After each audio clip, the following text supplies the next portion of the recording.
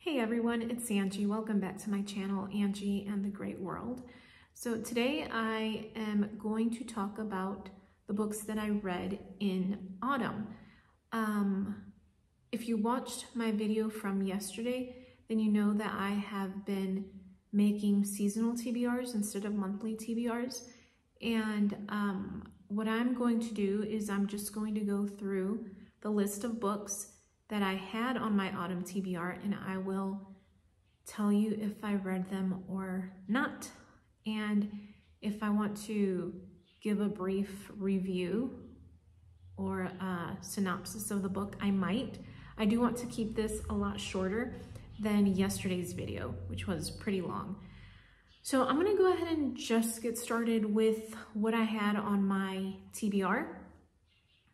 I did read a few books that were not on my TBR, so I'll include those at the end probably. Okay, so first book, I'm just remembering how yesterday when I was editing my video, I had all these weird like inhalations, weird sighs, and I don't know why I'm doing that. I know when I first started making videos on YouTube, I don't know, I had this weird thing in my throat that I had never noticed until I started making YouTube videos, and then it went away, or maybe I fixed it, I corrected whatever was going on, and yesterday I noticed all this weird breathing. So I apologize for that, it was really annoying. I was tempted to refilm yesterday's video, but it just took so long to film that I decided no. Hopefully nobody will notice the weird breathing, but I'm mentioning it now and I included it in my description. So anyway, let's get started. So first book on my list was The Good Earth by Pearl S. Buck. I did not read The Good Earth. The second book on my list was The Fellowship of the Ring. I also did not read The Fellowship of the Ring. They both would have been rereads, so they have been read in the past. I just did not read them in autumn. The third book that was on my autumn TBR is Surprised by Joy by C.S. Lewis. I did read this. It wasn't as enjoyable as I thought it was going to be. Yeah, but I read it. I did read it.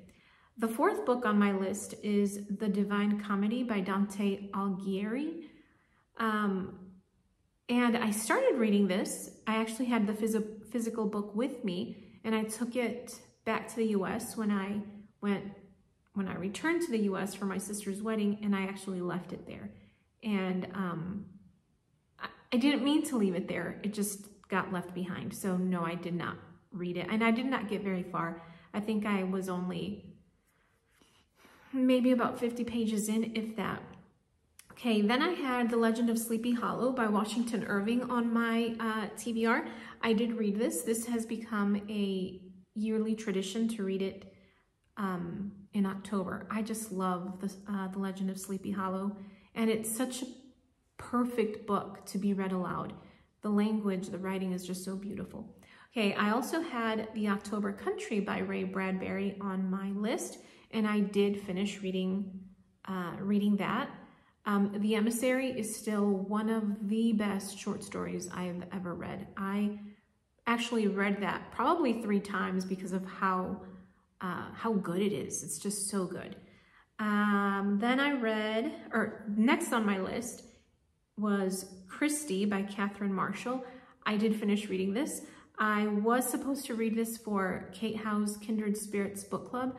I didn't finish it in time to participate, but I did finish Christie. And boy, was it long. It was really long. These next 4 books were books I did not read. Betsy and Joe. It's the 7th, I think, book in the Betsy Tacy series. Thomas Wolfe's Of Time and the River. I just reread Look Homeward, Angel over the summer. And honestly, I actually forgot I had this on my autumn TBR. Otherwise, I would have read it. And it's one that I really want to read. And again, it's just a book that I forgot I had on my TBR. Otherwise, I would have included it in my winter TBR. And I don't know, maybe I'll still try to sneak it in somewhere because it is a book that I want to reread. Then I had The Once and Future King by T.H. White. I did not read that one. And The Haunting of Hill House by Shirley Jackson. I did not read that either. Okay, I had, I believe, four more titles on my TBR, and then we're done. Rebecca by Daphne du Maurier. I did not read this. I'm pretty sure that I've already read this. I think I read it when I was in high school. I know I read a book or two by Daphne du Maurier when I was in high school, but I just don't remember which books they were. But I'm positive it was Rebecca. Do I remember anything about it? No. But no, I did not read it in autumn. Very Good Jeeves by P.G. Wodehouse. I did read that one. Thomas Hardy's Far from the Madding Crowd. I did read it. This was my Victober pick. It took me 2 months to read, but I did finally finish it at the end of November. And I have to say, Thomas Hardy, Far from the Madding Crowd, absolutely beautiful writing, but I hated the ending. I hated the ending. I was so dissatisfied. It's a book that if I'd had the physical copy, I was reading it on my iPad, so I wasn't able to do this, but honestly, I would have just thrown it against a wall. I've only ever done that with one other book, and that was, or was it 2 other books? I either threw A Fine Balance by Rohinton Mystery across the wall, across the room, at the wall, or it was Storyville by Lois Battle. I've only ever done that, like I said, once. I just don't remember which book it was. I think it was A Fine Balance. I was gonna say, I'll need to go back to my Goodreads and see my review, but I don't have access to my Goodreads. I think I can still look it up though. Anyway, Far from the Madding Crowd, I think I probably would have tossed it at the wall if I'd had the physical copy because I was just so disappointed with it. It was really interesting to read it at this point in my life after dealing with some things this summer because I think pre-summer Angie would have felt differently about the book. Post-summer Angie, I really identified with Mr. Boldwood, although I was really disappointed in his actions. And then the final book that I had on my autumn TBR was Catherine Wentworth by D.E. Stevenson. This would have been a reread. I read it probably 5 years ago, and it is, I believe, the first book in a trilogy. I have not read books 2 and 3, and I want to read them, but I feel like I need to reread Catherine Wentworth first. But no, I did not read it in autumn. I did not read it. Okay, I did read a few other books that were not on my, they weren't on my autumn TBR. So I'm gonna quickly mention those right now. Okay, I read Beezus and Ramona. This is Ramona Quimby book 1. I am doing a very casual read along of the Ramona Quimby series. And so I read book 1. This book I know I talked about in another video. I don't know if I did a summer, an August wrap up, or maybe I did a September wrap up. I'm not sure, but I'm not going to spend much time talking about it.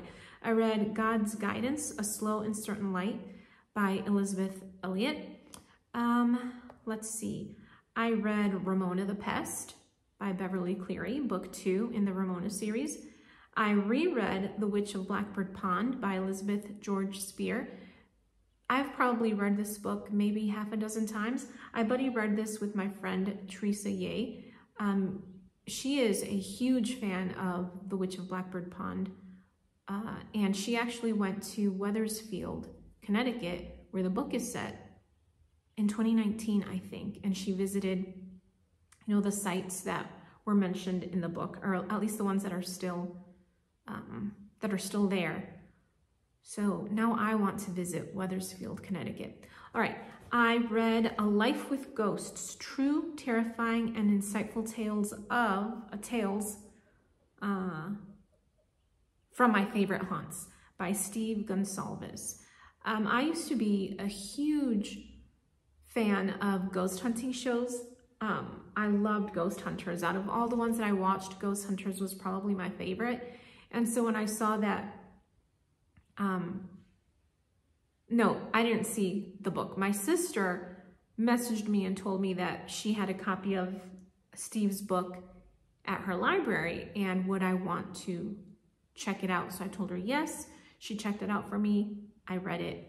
I really enjoyed it. It was basically just kind of like a revisit of some of his favorite or most interesting ghost hunts.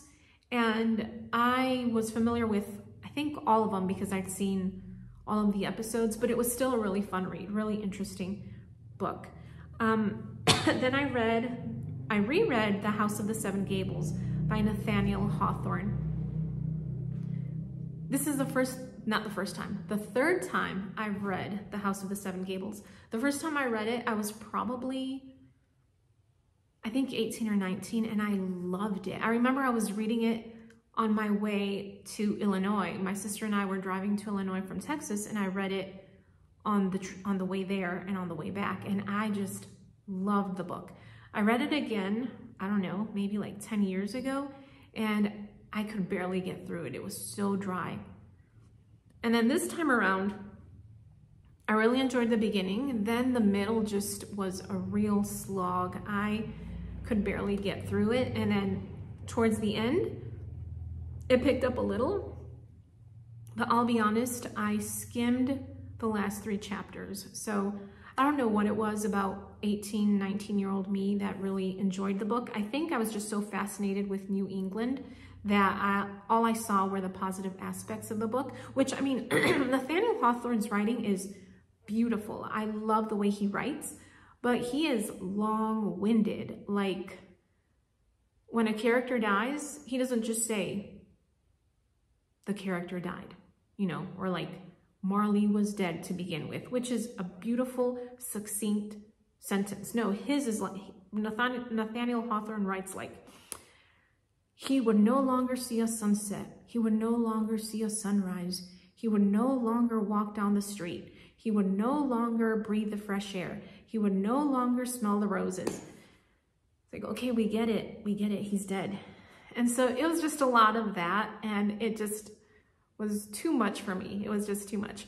Okay, anyways, that is what I read in autumn.